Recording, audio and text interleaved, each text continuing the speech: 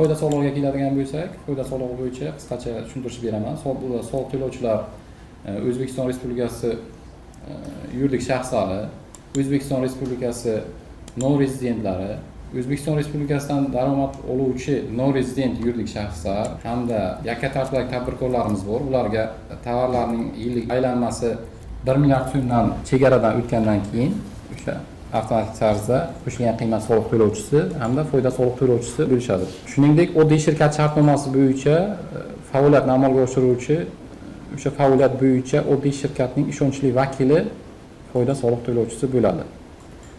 Foyda solig'ining soliq solish obyekti bunda soliq solinadigan foyda solig'ining soliq solish obyekti bo'lib hisoblanadi. Endi soliq solinadigan foyda qanaqa aniqlanadi degan savolga soliq solinadigan bazamiz bor. Soliq solinadigan baza bu o'sha yuridik shaxslarimiz uchun jami daromadlardan xarajatlarimizni o'rtasidagi farq soliq solish bazasi bo'ladi. Shuningdek, soliq elementlarida bizda hisobotimiz bor. Hisobot davri bu choraklik. Har chorakda soliq to'lovchi topshiradi. Bu o'zingizga ma'lum, keyingi chorakni o'sha birinchi oydan birinchi oyning 20-sanasigacha choraklik hisobotlarimizni topshirishadi va hamda yillik hisobotlarni keyingi yilni 1-martigacha yillik hisobotlar topshiriladi.